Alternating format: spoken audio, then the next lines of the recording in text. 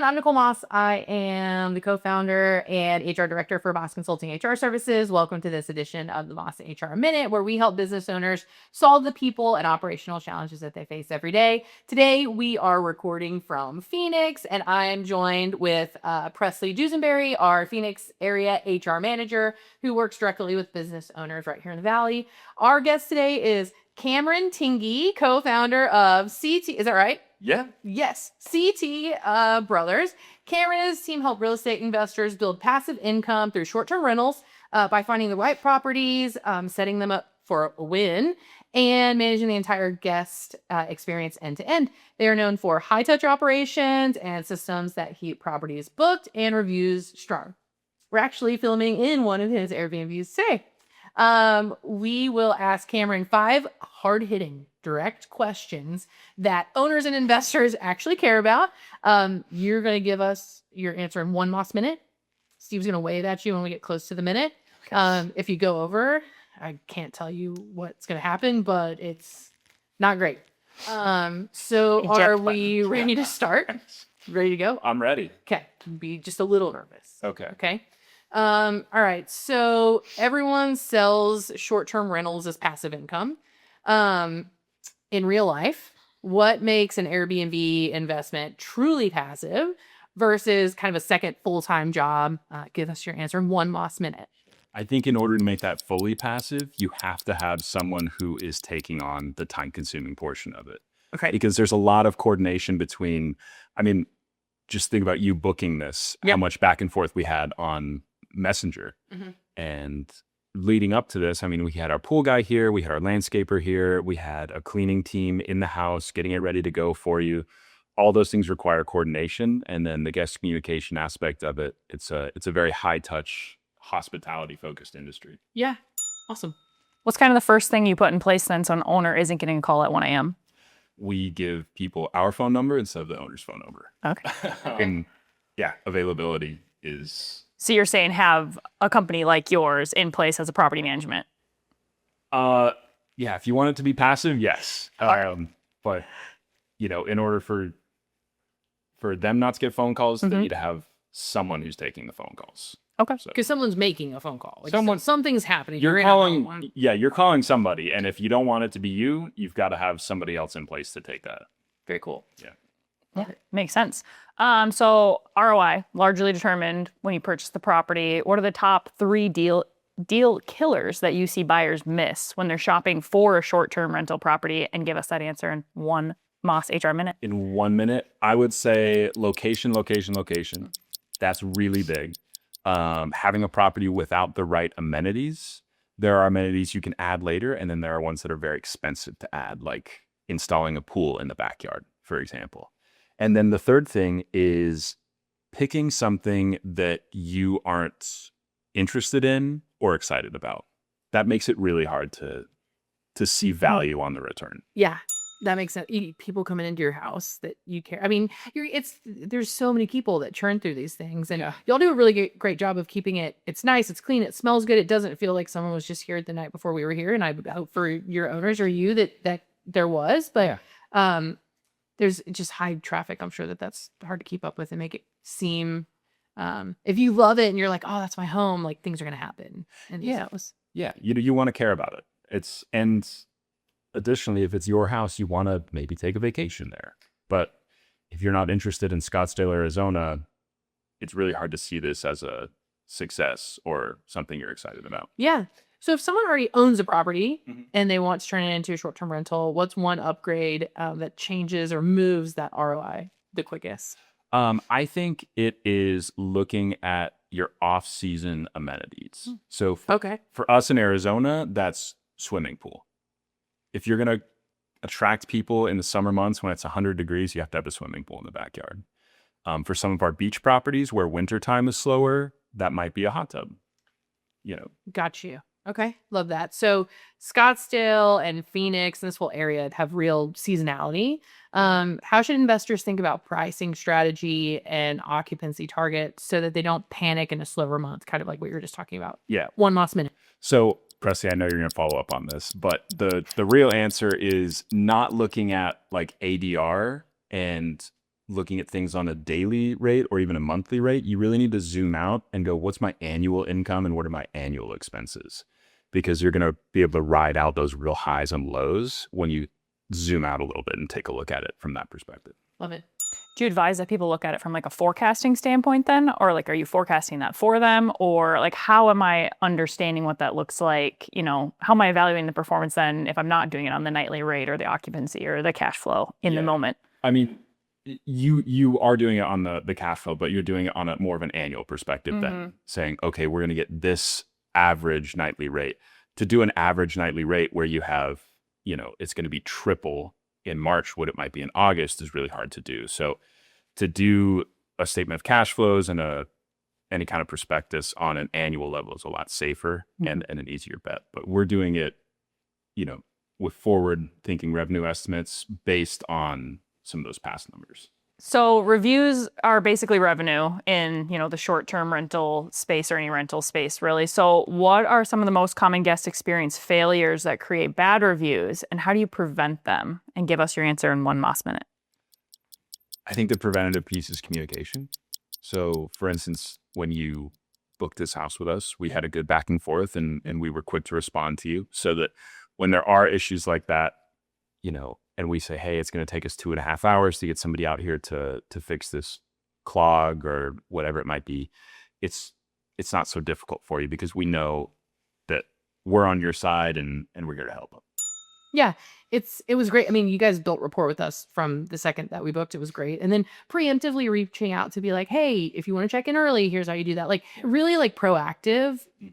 We stay in a lot of Airbnbs as we travel around, and like y'all have been the most proactive, most communicative. Like it's been great. It's been a big game changer for us. For people who are buying a short-term rental, what's one thing that a host might spend money on that guests really don't value?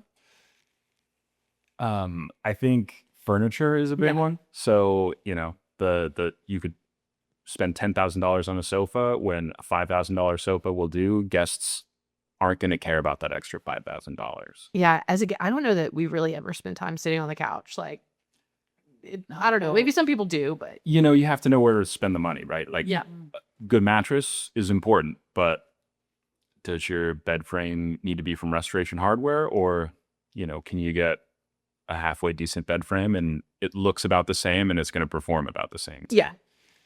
That kind of thing. Okay. What about like outside? So there's a pool in this. Did y'all put the pool in, or was it already here? The pool was here when we bought it. Okay. And I think that's another place where people are sometimes misguided, is they think, well, we can just add anything to the house later. And the truth is, like, something like a swimming pool is a really big project and it takes weeks and weeks to complete. And that's a time when there's literal construction happening in your backyard. It's not a good guest experience. And then it's also pretty costly. So there are things that you want to buy up front with the house, and then there are things you can put in later. Like, give me some examples. So for instance, this is not a heated pool in this house. Okay. But we could add a pool heater later. And that's a lot easier to add on than to hire a big crew to come dig a hole in the ground and then to put a pool. Install pool. Right. Yeah. Got you. Love it. And then furniture, I guess you just outfit the house with basic furniture. Yeah. I mean, basic, but, you know, needs to look nice. I hope you have found that this it's excellent. It's beautiful. Decently stylish. Yeah. If this makes you feel any better, when we look for homes to do these in, we literally only look at the furniture because it's going to be the backdrop of so because it looks so nice, which is why we booked this. The pool is also great. In my Tessa's thinking brain, I was like, I'm going swimming. This is gonna be great. Last night I was like, it is a little chilly here in the desert at night, but yeah, no, it's beautiful. That's why we booked this house. Love that. I mean, that's why most people book it, is they look at the photos. And so the photos are like the photos and the location. Those are really your two major selling points on like an Airbnb platform. Yeah. I think something y'all have done really well that as we go around and look for places to do podcasts in like this. And we were in both Houston and Dallas recently, and the same process of like looking at furniture. How are we going to set this up? And we also want to be very respectful of your house, right? I don't want to move a bunch of furniture out and get all of that. But y'all's pictures were incredibly realistic. The size of the stuff is real. That's not the case in most Airbnbs, as we found. And so I think that's like, I don't know how you could verbalize that or like put that in writing, but like be like, this is a real couch. It's not like a third of the normal size of a couch or whatever, which happens like Yeah. often. Yeah. I mean, you'd be surprised at how many people say, oh, we don't need photos. I have a iPhone 13 Pro. And you're like, well, no, you do need a professional photographer to come in here with a real camera, with like a real, wide angle lens on it and get nice looking photos that represent the place properly. It's fair because you're setting, like you'd said, you guys have done a really good job of setting a stage with us with like the communication and what to expect. The photos were what they were. That's when you walk into a place and you're like, oh, those were the photos. You're right, but they were from a very low angle. Or there was a place that we stayed at in Irving, and it was considered the game house, and it had a foosball table, a ping pong table, and a couch all in one room. Okay, we were like, cool. We're gonna do podcast things for people to do, whatever. Yeah. The the foosball table was this long. The ping pong table was the same, and the couch was folded. It could have been a dog bed on the floor, but how they So it was like one of those click clacks. Yeah. How they did, yes, exactly. But how they took the photo, like I told Steve, I was like, hey, I'm going to just put my hand on this for perspective, because from the photo, you're going through it quick. You're assuming like this is it's a couch. It looked like this couch. It was just like. Well, on the foosball table, you think table. Yeah. Yeah, a table, and then next to a ping pong table, which you're like, and it had little tiny paddles too. So like, it was like for a 5-year-old, which is fine, but like it was being marketed as like, so the thing is, you go into that, you're like, you can't save that. We were like, oh, we couldn't get refunded, so whatever, but like, and we wouldn't have, we booked it, but like you're already starting on a tough, it's hard to come back from that as the owner or the property manager. So I think y'all have done a really good job with like accurately listing and depicting what it is that you're doing. Thank you. I appreciate that. Yeah, you're welcome. Okay, so when something breaks or a cleaner doesn't show up or guest complains for whatever reason mid-stay, I would assume that that's where profits can really disappear very quickly. What's your playbook for handling these issues without refunding a stay or losing a lot of your profit? Like we were just talking about, first impression, making sure we have a good rapport. We're on your side and we're your host, but we're also your advocate. And so when something does happen, it's nice to have a little bit of like an emotional bank account that we can withdraw from rather than, not having anything. Yeah. And so that helps a lot to just make sure that we're a team. Very cool. You have a lot of like support people that make these run. Like you mentioned landscapers and pool people and cleaners and, maintenance people that might have to come in. Like, how do you vet all of those different vendors so that you're not rebuilding those teams, monthly, quarterly, whatever it might be? Yeah, that's something that we've done as we've scaled. And honestly, it does sometimes take 2 or 3 pool guys to find a pool guy that is going to be able to do that. And it takes, you got to go through 3 or 4 cleaning teams to find somebody who isn't going to just drop the ball and then not show up. So now that we've kind of gone through those people and we've found them, we've been able to give them a big enough volume of work to where they really show up for us. And in most cases, we're these people's biggest client. Yeah.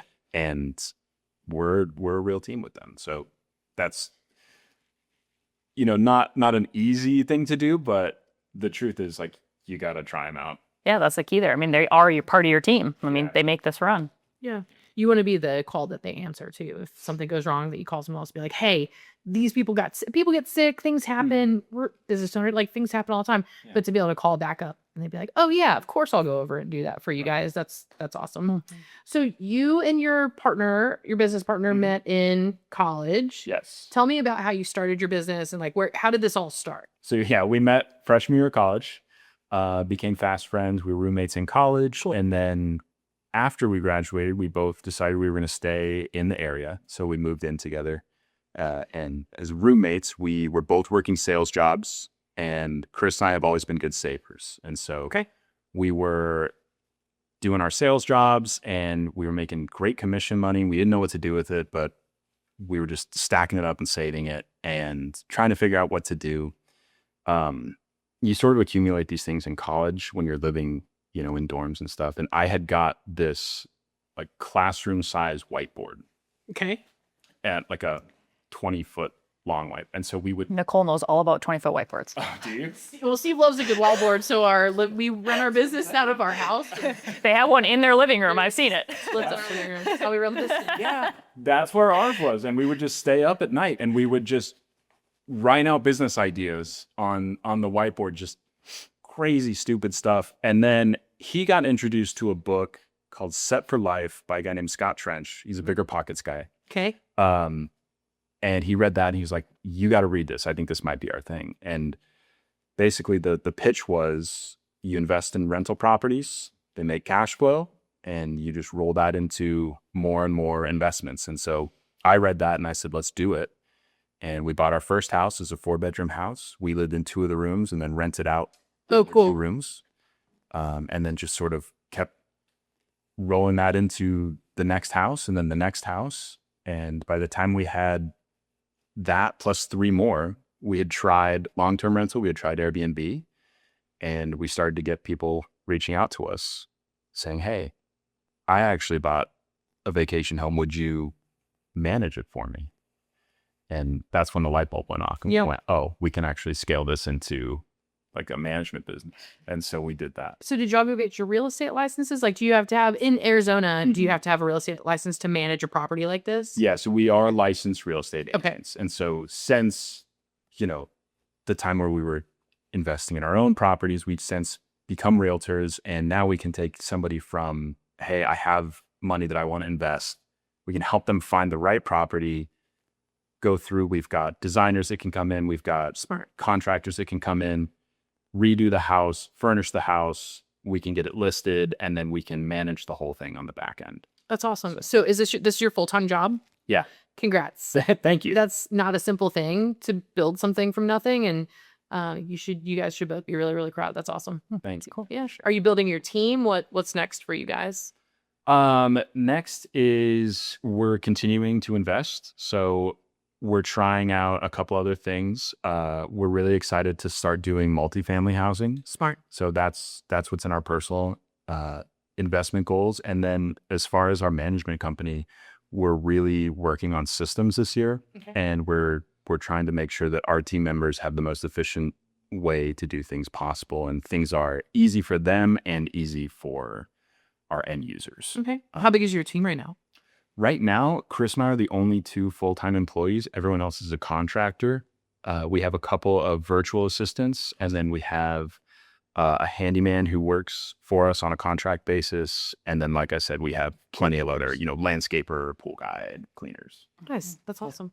Well, Cameron, this is amazing. Thanks for coming to your home to join our podcast. It's probably not normal that you come to the home when guests are here. It's great. I wish that any opportunity I had like this, they would just meet me at my house. Yeah. Which is you're so gracious to do that. That's funny. Well, you met us at our house at your house. That's amazing. No, this is very cool. Thank you so much for spending time with us. If anyone in Phoenix or Scottsdale is evaluating a short-term rental investment or wants their property managed without chaos, where can they find you? On Instagram, we are at @the_CT Brothers. We also have our website, www.thectbrothers.com. And by phone is good too. 623-263-7091. Perfect. Call or text, both.